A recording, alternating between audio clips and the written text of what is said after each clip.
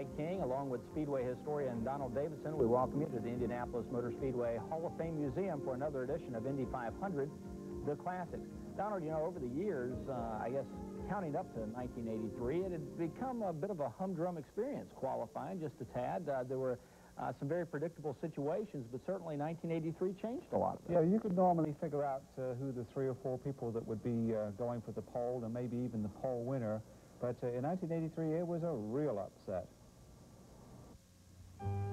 The Speedway Hall of Fame displays landmark cars, some very old, some relatively new. The 1972, 73, and 74 winning racers demonstrate the development of the aerodynamic control wing, which today is an integral part of the car. The trend toward minimal ground clearance began in 1972. The close bond between car and track surface provided stability, but made the driver dependent on the aerodynamics of his machine. But the rule changes this year are designed to take away the ground effects, reduce speed, and return control to the man in charge by raising the car so there's 1-inch clearance between machine and the track surface. 25-year veteran A.J. Foyt has a discussion about the minimum 1-inch clearance. 1/8 of an inch? You need some new glasses. Next to driver Danny Ongaias is Robin Hurd, the H in March Engineering. His question is, do the rule changes make the cars safer and return control to the driver? There are 2 main differences. The first one is that the cars have got a lot less aerodynamic grip. And the second is that they're much easier to drive if the driver gets into a difficult control situation. But of course the question you're going to ask is why then have we had several quite unpleasant accidents in the last 2 weeks?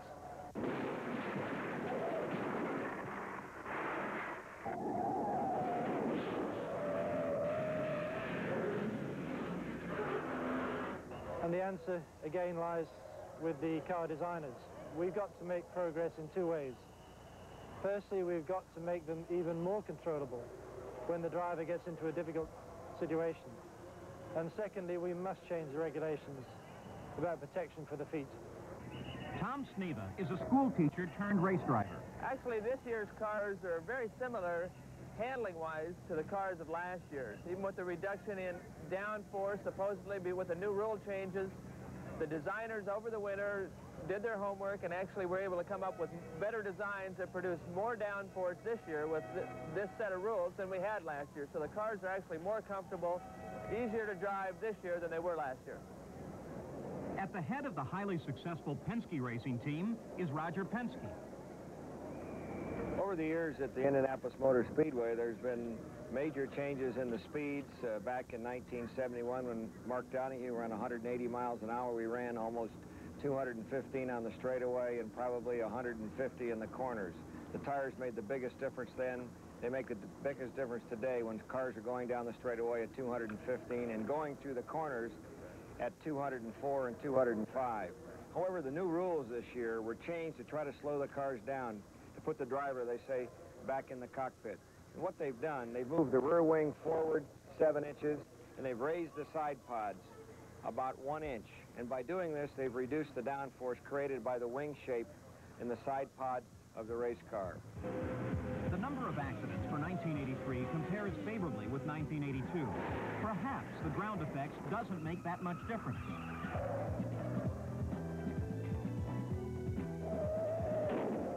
But try to tell that to 3-time winner Johnny Rutherford, who will sit out the 83 500. Another 3-time winner, Al Unser Sr., has this in common with his son. They both start even on qualifying day.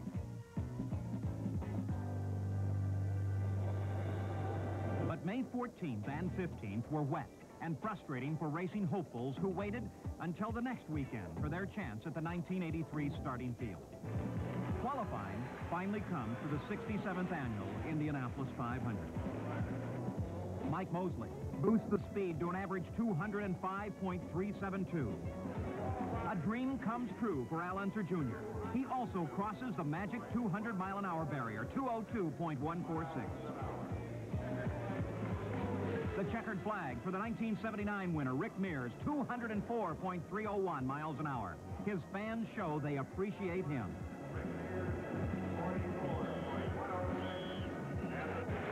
Allen's her senior, 201.954. Father and son will be competitors.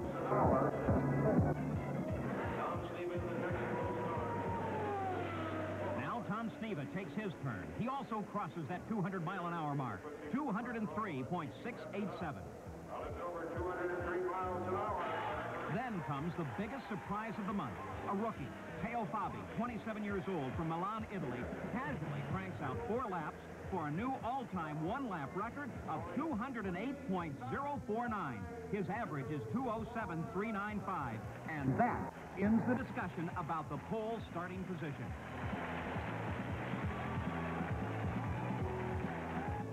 Roger Mears drives his 4 laps at an average 200.108. Popular Jose Legarza, 195.671. Last year's man in charge, Gordon Johncock, 199.748. It is typical of this man, A.J. Foyt Jr., that he would qualify for his 26th consecutive 500, then hurry home to Houston to be with his terminally ill father.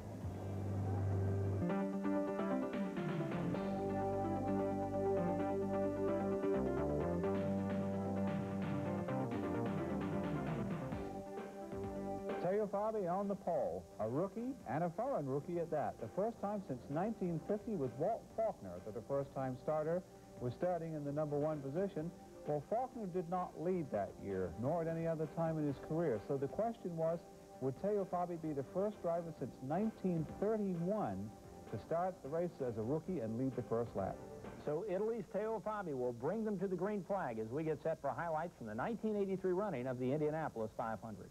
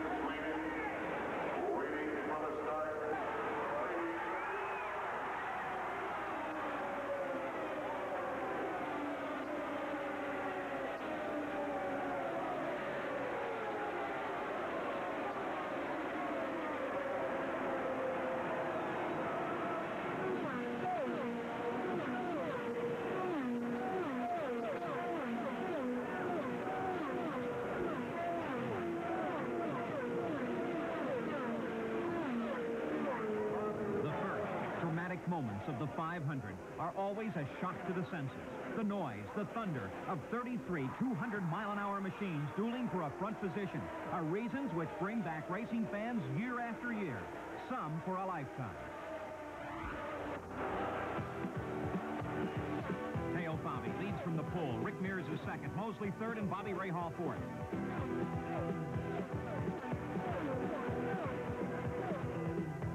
In the 24th lap, Fabi pits and Mike Mosley leads.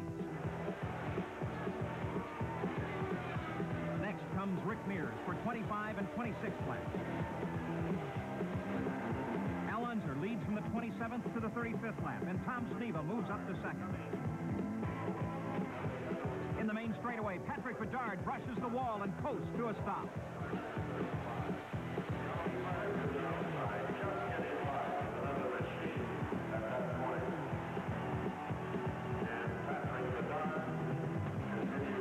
He's safe, but emergency crewmen rush to make sure. More bad news, this time for A.J. Foyt. The end of his 26th race is caused by a broken gear shift linkage.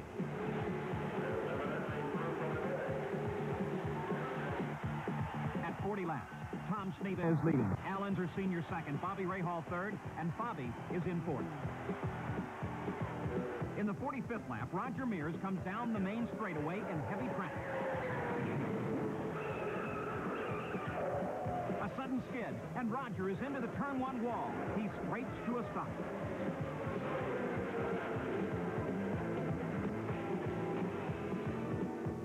Emergency crewmen rush to aid him. He's all right. The car can be fixed, but for another race.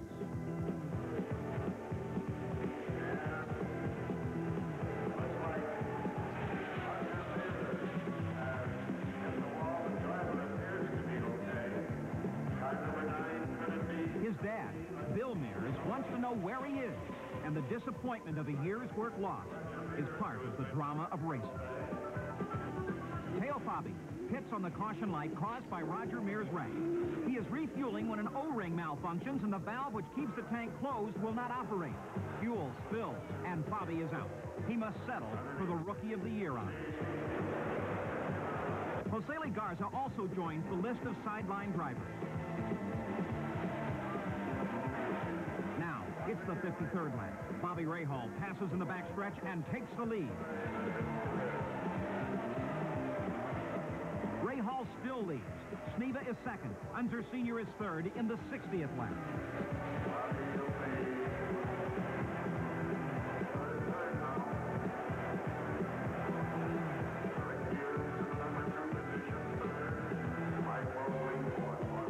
Heavy traffic in the main straightaway. Mario Andretti is right behind Johnny Parsons Jr.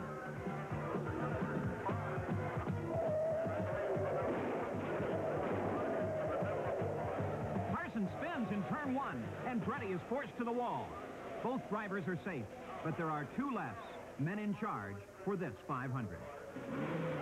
In the 89th lap, with a caution light on, Tom Sneva makes a stop for fuel only. 11.6 seconds is all it takes.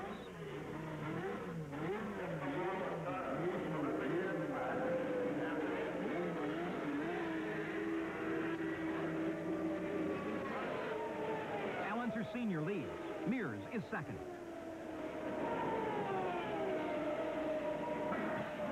Al Jr. makes a quick stop.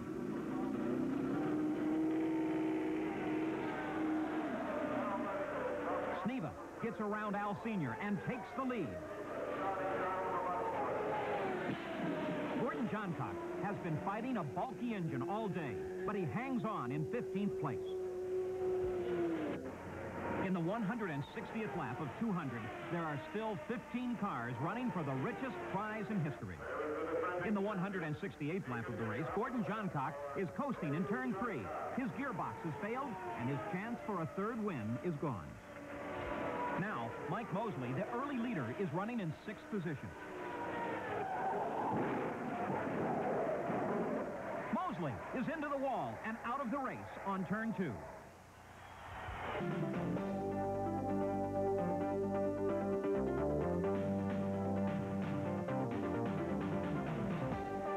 Tom Sneva and Al Unser Sr. pit together under the yellow in the 172nd lap. Sneva is in first. His crew goes to work.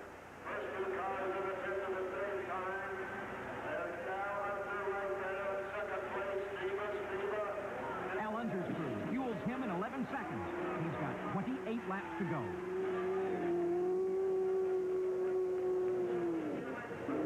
Sneva takes 23 seconds. He's got 28 laps to go, and now Al Unser Sr. has about a 10-second lead. Rick Mears fan watches he makes a 10-second stop in the 173rd. The green flag is out as Duke Neyland pulls the Buick pace car into the pit. And now, a situation not uncommon to team racing develops. Al Unser Sr. leads. Tom Sneva is second. And right between them is Al Unser Jr., who is running several laps down. As they come up to the 190th lap, the duel continues, with Sneva using all his racing experience to pass the younger Unser. 10 laps to go, and at the approach to turn one, Sneva moves by Al Jr.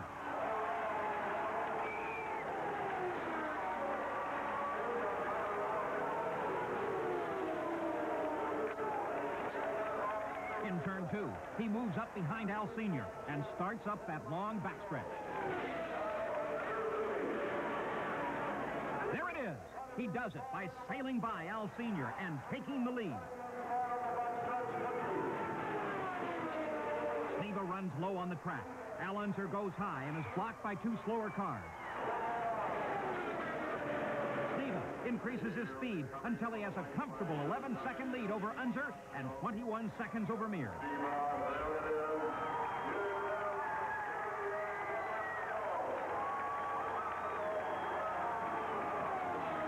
One more lap to go. And now comes what has been described as the longest lap in the race. Can the school teacher from Spokane, Washington, finally bring his car to winner's circle after repeated attempts since 1974? Down the straightaway. And there it is, the checkered flag. Tom Sneva is the man in charge. Tom's wife, Sharon, starts for winner's circle. She will run, and her husband will drive.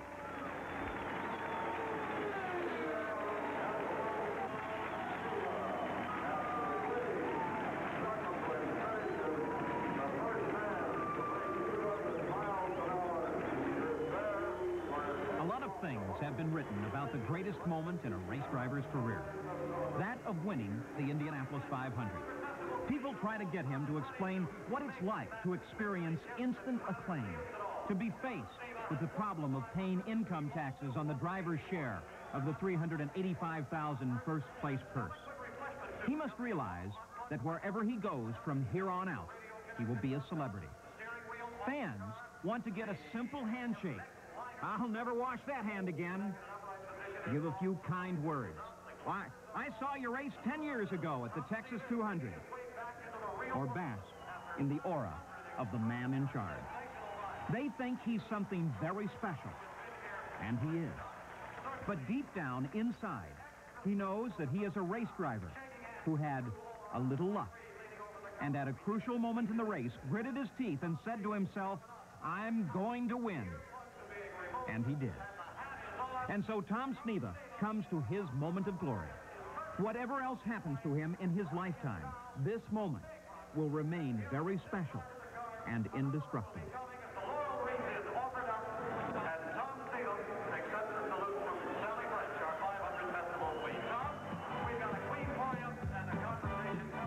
Rick Mears' third place was worth $135,000, a pretty good day's pay.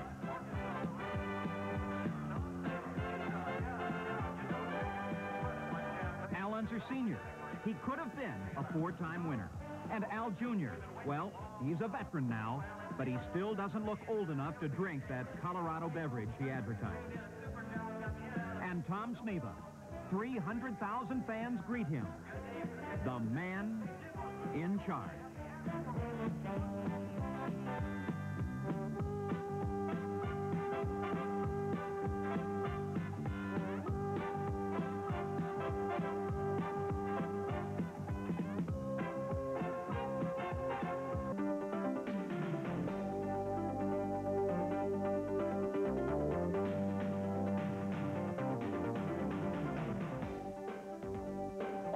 bridesmaid, never the bride. It applied to Tom Sneva, Donald, until 1983. It was his 10th race, and he'd been runner-up 3 times in 4 years earlier. And you just had to figure, as hard as he ran, that he would eventually win. So it was a very deserving victory. But also, Mark Bridges and George Bignotti, the co-crew chiefs, and for Bignotti, a record 7th. Nobody's come close to that since. So the gas man winds up in victory lane celebrating his first Indianapolis 500 victory in 1983. For Donald Davidson, I'm Mike King. We hope you've enjoyed this edition of Indy 500, The Classics.